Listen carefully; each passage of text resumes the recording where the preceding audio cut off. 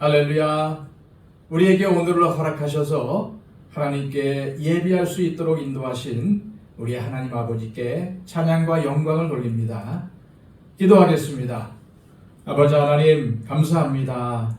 우리에게 하루를 주셔서 살게 하시고 무엇보다도 가장 귀한 예배를 하나님께 드리게 하심을 감사합니다. 하나님, 예배는 하나님과의 만남이라고 했습니다.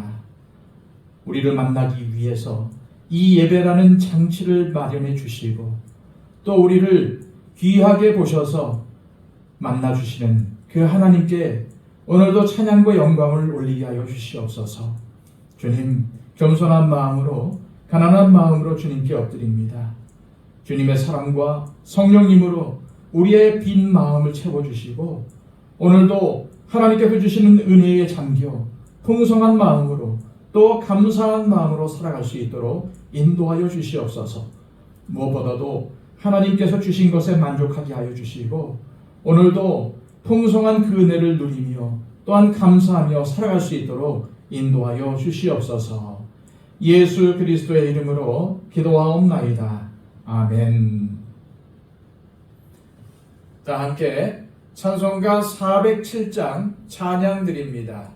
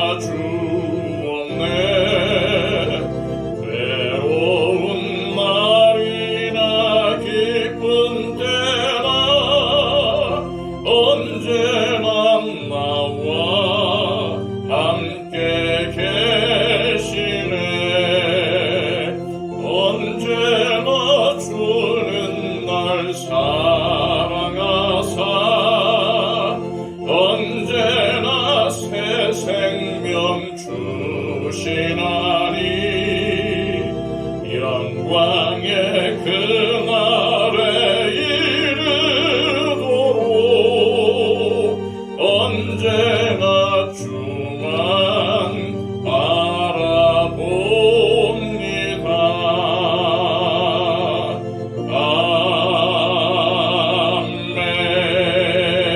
아멘.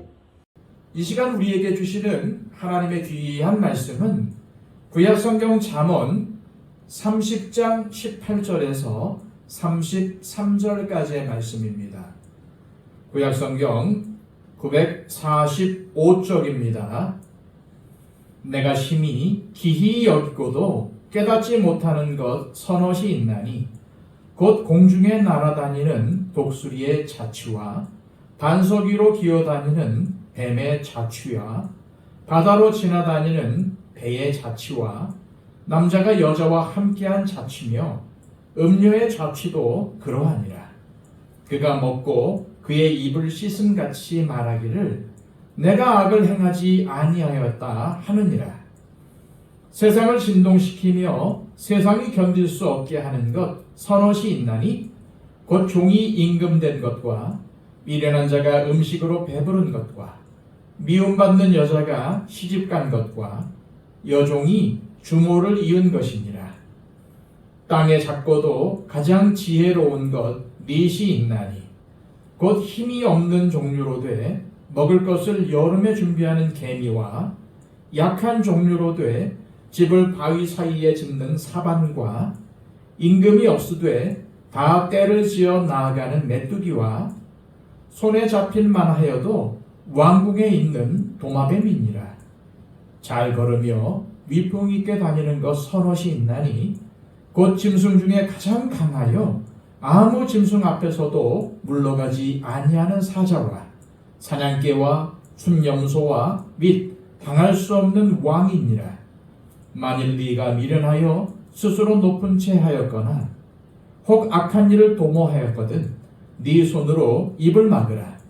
대저 젖을 저으면 엉긴 것이 되고 코를 비틀면 피가 나는 것 같이 노를 격동하면 다툼이 남이니라. 아멘.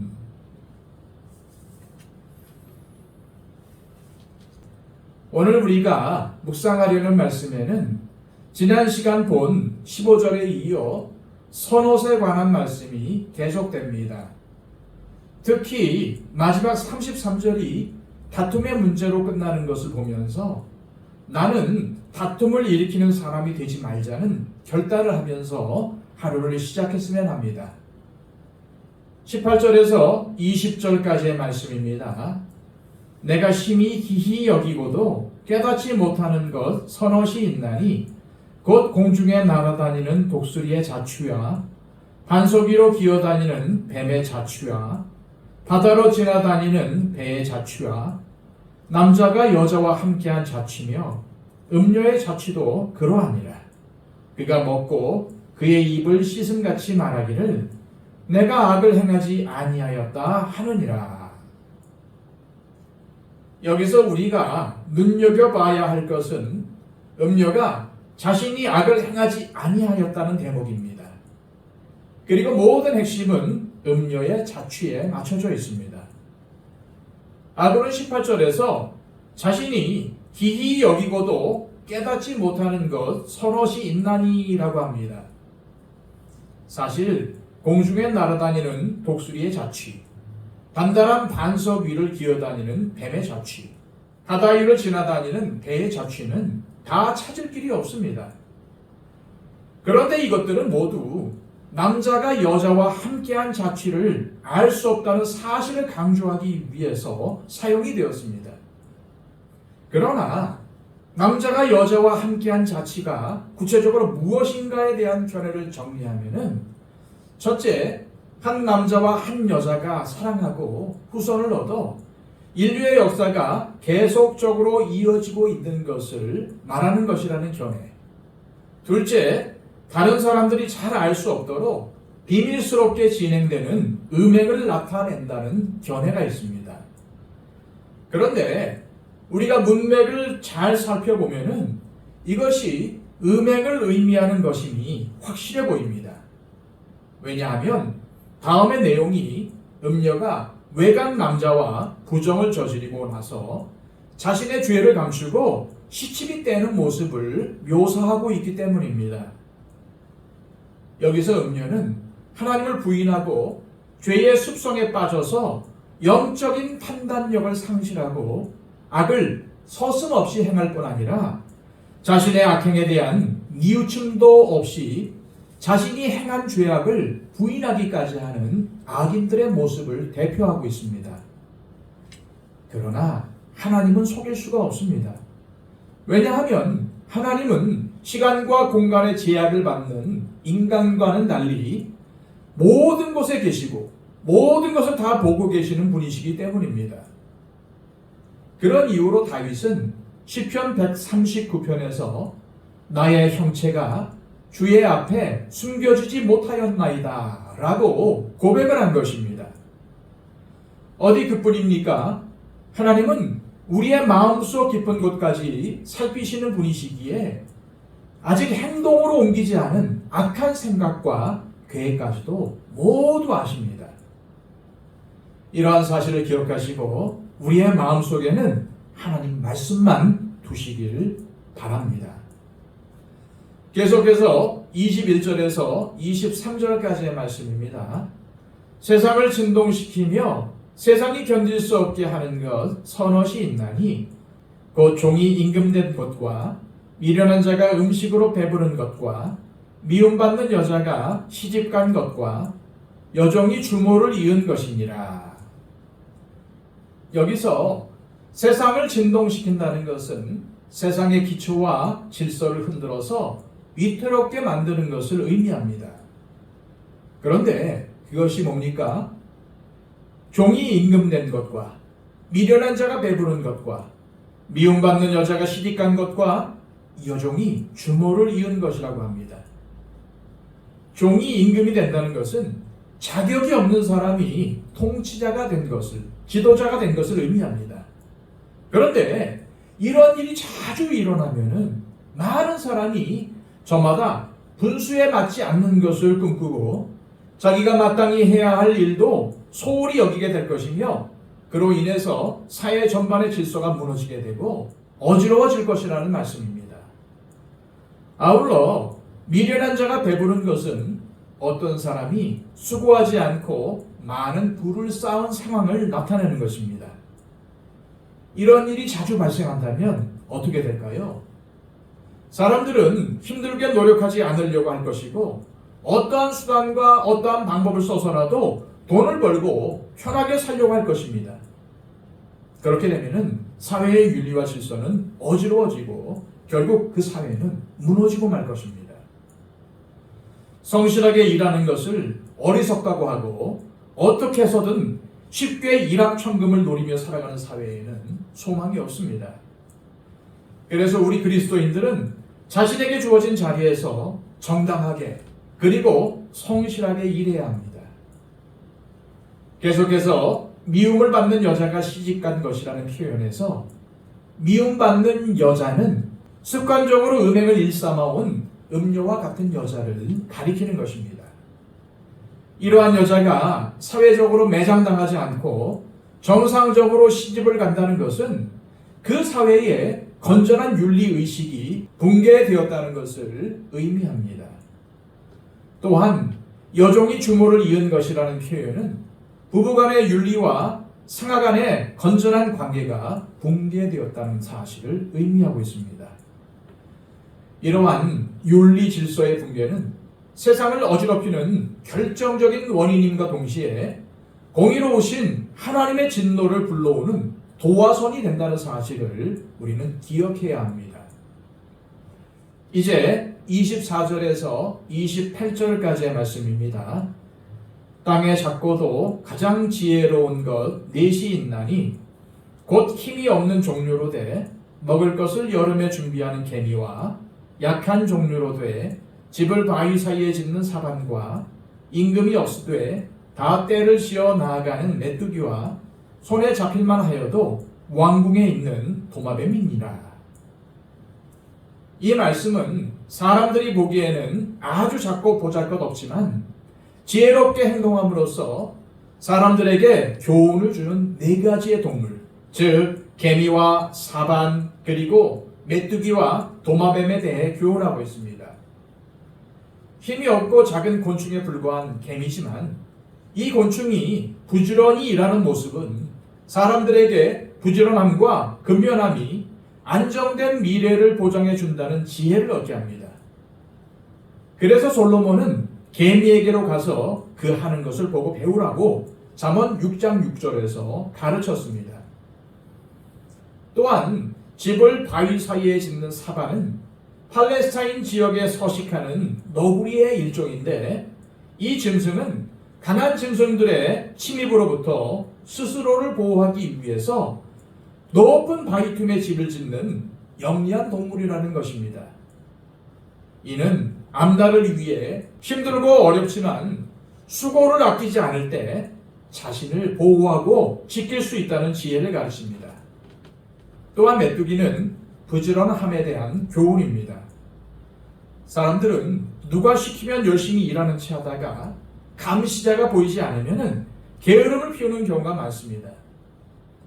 그러나 일개 곤충에 불과한 메뚜기 떼는 그들을 감시하는 임금이나 감시자가 없어도 질서정연하게 나아가는 모습을 통해 우리 인간은 사회에 대한 주인의식과 책임의식을 배워야 한다는 것입니다.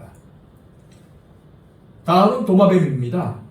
오늘 말씀의 도마뱀에 대한 묘사는 이 도마뱀이 매우 빠르다는 의미입니다.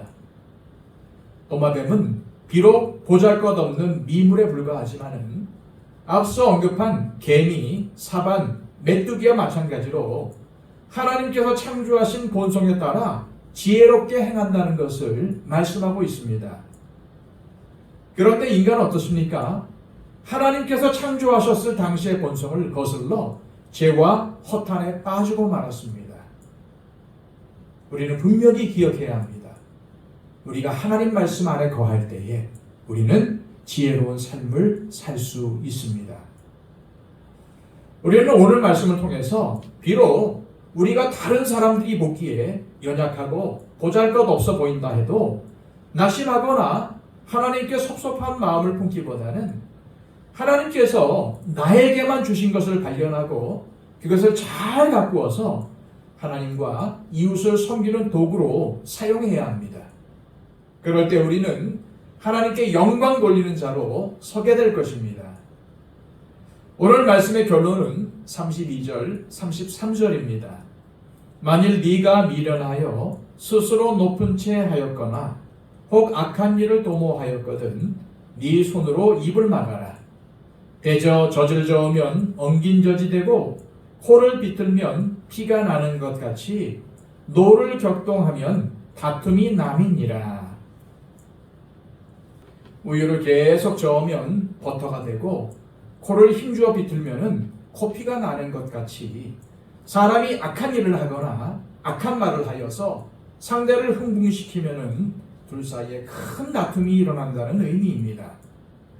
그러므로 우리가 다른 사람들과의 관계에서 서로 감정이 상했을 때는 평소보다 침착한 자세로 자신을 다스리고 상대를 부드럽게 대하는 것이 다툼으로 발생할 수 있는 큰 피해를 사전에 막는 지혜로운 방법이라는 의미입니다. 서로의 감정이 정상적이지 않을 때는 결정할 때가 아니라 기다릴 때라는 의미입니다. 괜히 젖을 저어 코를 비틀어서 문제를 일으키지 말라는 것입니다. 이 시간 기도하실 때 하나님 아버지, 하나님 앞에는 숨길 수 있는 죄악이 없다는 사실을 깨닫고 늘 죄악을 멀리하고 성결하게 살게 하시며 하나님께서 나에게만 주신 재능들을 발견하게 하시고 또 그것들을 잘 사용하여 하나님을 섬기고 이웃을 섬기는 삶을 살게 하시며 다툼을 피하고 오히려 화평을 심는 사람이 되게 하옵소서. 기도하시기를 바랍니다. 111 기도를 통해서 우리의 기도가 필요한 분들을 위해서 중보해 주시기를 바랍니다. 다 함께 기도하겠습니다.